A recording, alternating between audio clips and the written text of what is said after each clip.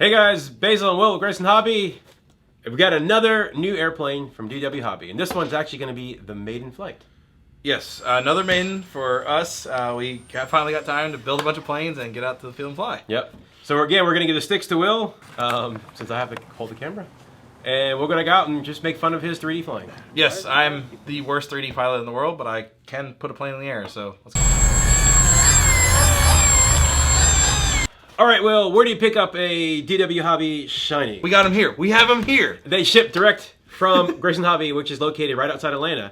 And I want to say we're the exclusive on these guys. I don't think anybody in the US has one. So they came out with them a few years back. They've done a couple of revisions based off a couple 3D pilots. Actually, you can go in RC groups and read it, but they did a couple of modifications, mainly on the motor mount, stuff like that, to where this version is easier to, if you have to service the motor or anything like that, and they added a couple spars in the tail area. Yep. So GraysonHobby.com, the link is in the description below.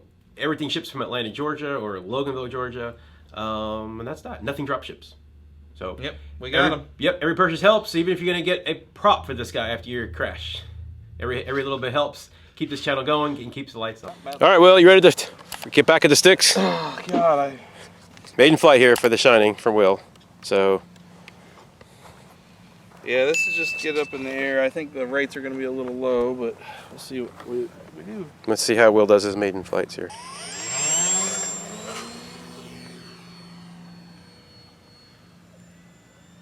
Maiden flight with the barrel roll. What do you think about the Shining? I liked it. I'm not a fan of EPP profile jobs. I'm a warbird guy. If it's planes, it's warbirds or jets. And I'm kind of the same way. That's just what I've always had, mostly the Dynam stuff, you know. This thing actually took off, and it was I actually went through and I trimmed everything, centered everything up, and I actually took 5 minutes to set it up before flying, and like other planes I've done. Which you're supposed to do every plane. Yeah, you know. How about that? Pre-flight. Yeah, I actually centered everything, and it took off straight as an arrow, and in fact, I think you even mentioned I just did a roll. You did a roll. I was like, oh, literally. This is nice. I mean, Yeah. it just handled well. Yep. I was flying around, literally flat turning, just using the ailerons to keep the wing level, and rudder turns, kind of thing. It just has plenty of throw. I'm not the best at hovering, per se. I could get to hover, but I couldn't hold the hover super long. I think I actually needed more throw on my ailerons because it was rolling out a little bit, and I don't have max throw on these. It does have more throw capable in it than what I have in set. It had plenty of power. It was quick. It pulled okay out of a vertical. I would think maybe down the road I might try putting a 30 MPSC because I think the motor will handle a 30 MPSC and a slightly bigger, probably a 10-inch, just to see how it pulls out of a vertical. But that's for what it is. It flies perfectly fine. Yep. There's really no need to change any of that. If you're learning aerobatic flying, this is a great plane. It flew true. I was very impressed with it flew. You pointed it straight, it flew straight. Right. It didn't have any flop around to it. So they did well on putting the carbon in certain spots of that. I really liked it. Yeah, and keep in mind, we fly a lot of airplanes. For us to be impressed is, I would say something about the model of the airplane, the design. Everything is worked out perfect. Yeah, I actually flew, I think, 3 more batteries after everybody packed up and we left, and if the cameras are off, he's still yeah, I was still flying it. So I was really impressed with it. I hadn't flown a shock flyer that I really liked. I mean, but this one I actually had the chance to set up myself and go for that, and I really liked the way it flew. So what you need to get this guy in the air, you need a receiver and a battery.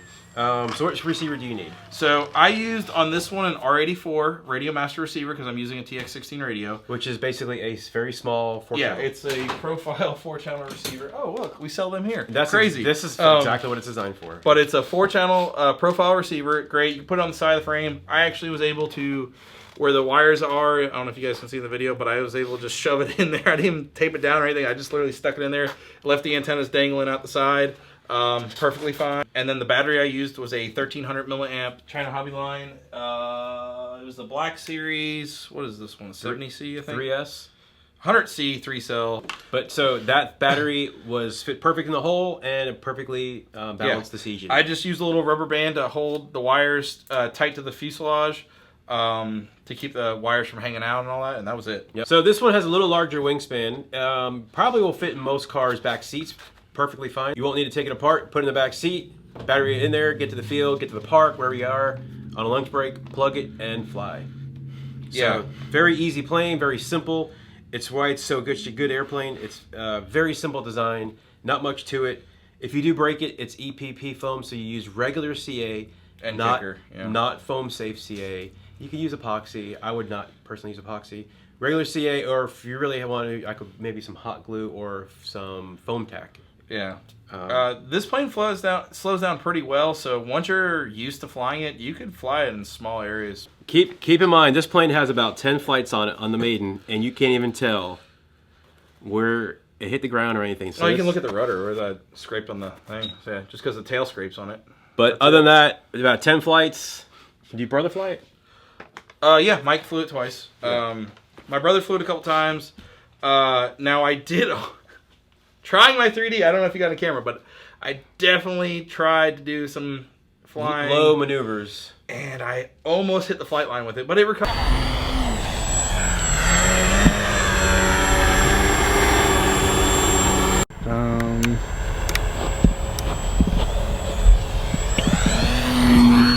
Ooh, I almost planted. Yeah. Hold on. Well, set up. The rates are different per switch.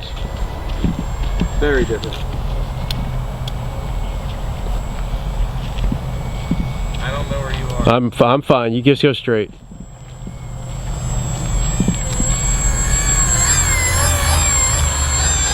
Recovered very quickly, so it has plenty of power for recovery as well. right? So that's a good point. So when you go to, if you're new to 3D, new to aerobatics, you want to go. They call it 2 or 3 mistakes high. So you want to get high up. You see all the videos of guys hovering like, and they're dipping the tail in the water and stuff.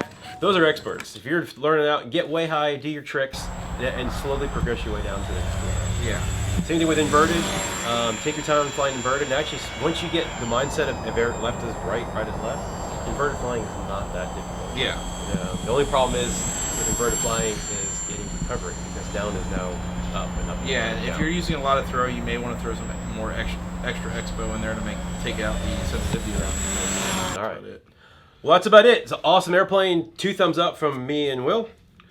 I was really happy with this one. Yes. And this one for under $100 gets you the airframe, pre-painted, all the electronics, the ESC, the motor, the servos. All you gotta do is throw a receiver and a battery, and you're up in the air. Yeah, I would say this is a great, like, almost patterny 3D style learning plane. Yep. And for under $100, this is a great little budget plane to have. Yeah, definitely need to add one to the hangar, guys. Yep. And those of you asking, I did not run the stock prop. I actually changed the prop. APC 9x6 slow flyer. Will it fly with a 947? Absolutely. Probably hover better. 9.6 slow flyer is what I used. There you go. A lot is it already come painted, and this is actually pre. Yeah, they're like a airbrushed or something, I guess. But here's, Silk screen. That's here's the word I was looking for. Silk guts, screen. the carbon and the push rods. What else? Motor, ESC, 4 servos, hardware, horns, quick links, tires, and hinges. Okay. So that's everything inside the box. Get all this out here. So we got elevator, and it's got the pre-cut out slots for the carbon flat rods to go into. Spar. Yes. Yeah. Yeah, carbon spars. Hinge lines pre-cut on that one. Wait, So- go back. It's got the bevel. yeah, the hinge line's pre-cut. The control horn slot is there, so it's pretty easy to put that part together. And you'll just use regular CA and kicker for that. The wing, here's the underside of the wing. You got the servo pocket cut out, more spar spots cut out, the wire spots cut out. You do not have the cutout in the wing for the control horn, so you'll have to just kind of line that up and cut it. It's got a nice little airfoil to it. Oh yeah, they're not completely flat. They actually have an airfoil. You can see better on that side. Cool. So Oh, that's the bottom, and the top has Yeah, the top. There you go. Rudder, well, it's just a rudder, but it is slotted for the control Okay. horn. It's not slotted for the hinges, but that's easy to do with just a nice fresh X-Acto. There's the other wing. Okay. There's a little wheel pants here, which you could use them, not use them. Use the landing gear covers. So that's this is all part of the landing gear stuff. Okay. And the fuselage is a one piece on this model. It's not split in half like some of the other models, so it's a little easier to put together, I guess. Again, slotted for the carbon spars. You got your servo cutout, speed control cutout, battery cutout,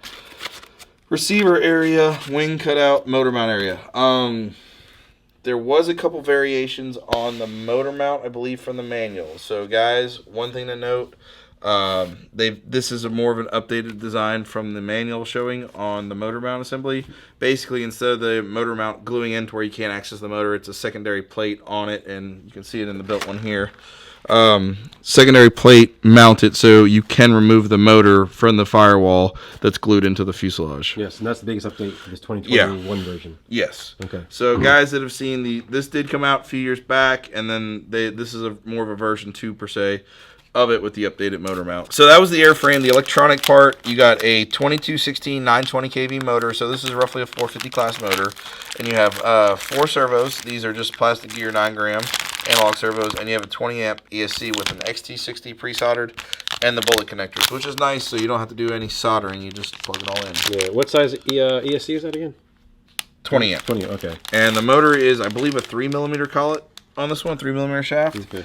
The one thing I didn't like about this plane, which it's in this packaging, the prop. This is a GWS style prop. In order to use it, you got to drill it out. Not hard to do.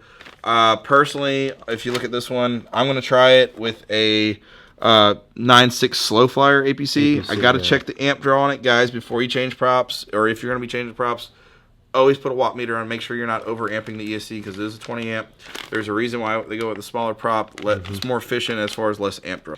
So in this package, you'll see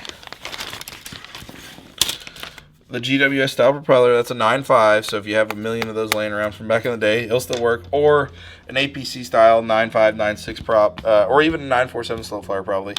Landing gear here, or I'm sorry, landing gear. Landing wire, tires. And then tires. And then this is the motor mount assembly here. You have the landing gear post here. And this is the firewall. This is the secondary part that bolts onto the newer firewall here. And then these are just the parts to build up the landing gear angle. Okay. So that's that.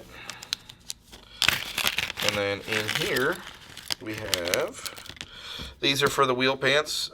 This is what goes on the end of the landing gear thing here, and you glue the wheel pants on the end of that.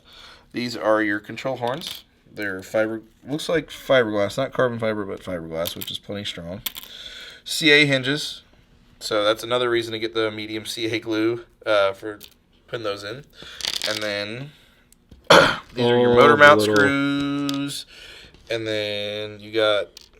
What are these little, motor mount screws. Quick connects.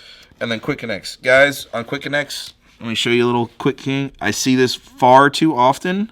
By even people who know what they're doing. People have been doing this for 10 plus years. I still see this come up. Quick links need to be able to rotate. Otherwise, you can bind up and damage your servos. So when you're putting these together, what I like to do is screw it till it stops. So now it can't turn, and then I just back it out just a hair, just a little unscrew. That way this can free spin. See how you can see it free spinning in here? It needs to be able to do that, and if you want to tighten up just a hair more, you can, as long as, you know, the less slop the better, but you need to be able to have that articulate. If it can't rotate, it'll bind up, and you can either strip out your servo or you get horrible throw on your throws. I usually take a little bit of the foam cure or a little super glue or something like that, and I put a little blob on the back of the threads here, and it just puts a nice coat and keeps that from backing out. I don't use Loctite. I just use usually CA on this. Well, I'm used to use a lot of plastic control horns, and Loctite eats it, so I've just, it's worked for me for years. I just leave it that way.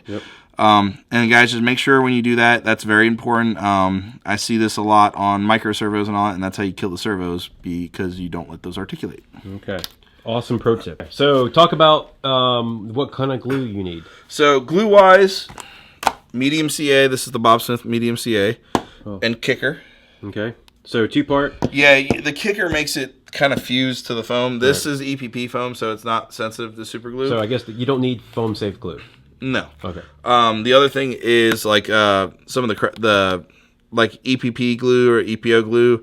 This stuff's great because it's a contact cement, gives you a little more time to work with it, but it also is more flexible than a super glue joint, so it tends to be better for like crashing and banging around, but it does take a while. So I would say if you're going to be building one, it might not be a bad idea to have even the smaller bottle of this and the CA And the kicker. to build. Yeah, and the kicker. Yeah. Next, what kind of battery do I need to use? Battery-wise, it's going to be a 3-cell battery, 13 to 1500. In this particular one, we're using, this is a China Hobby line, 1300.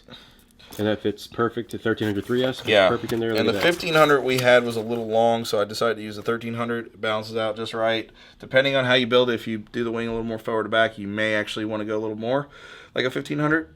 Okay. And your flying style may vary. This is going to be very borderline neutral, slightly tail biased. So it's supposed to be better for 3D. 3D. So now we unbox it. A couple highlights we want to do. The quick connects. Make sure you follow Will's advice. Don't over tighten. The glue you needed. You do not use foam safe glue. Use regular CA or epoxy or foam tack. Yeah. Or something like that. So regular CA. I know if you guys are building with foam, it goes against your beliefs, but trust me. This is EPP foam. EPP it's not sensitive to the burning. Yeah. Yes. Okay. That's pretty much it, right? Yeah. Just remember, it doesn't come with a receiver, so you'll need your own battery and receiver to complete it, and transmitter and charge. Blah blah blah. Yeah. But guys, in this one, I used the R84 from RadioMaster because I'm using a TX16 for the radio. It fit perfectly in that little pocket. Really nice. Really easy to use. Definitely would recommend that. Yep. Just that and a Y harness for the ailerons. And can you use a gyro on this? Of course, but you hook it up and it's a whole other video. All right, we blabbered. Here we go.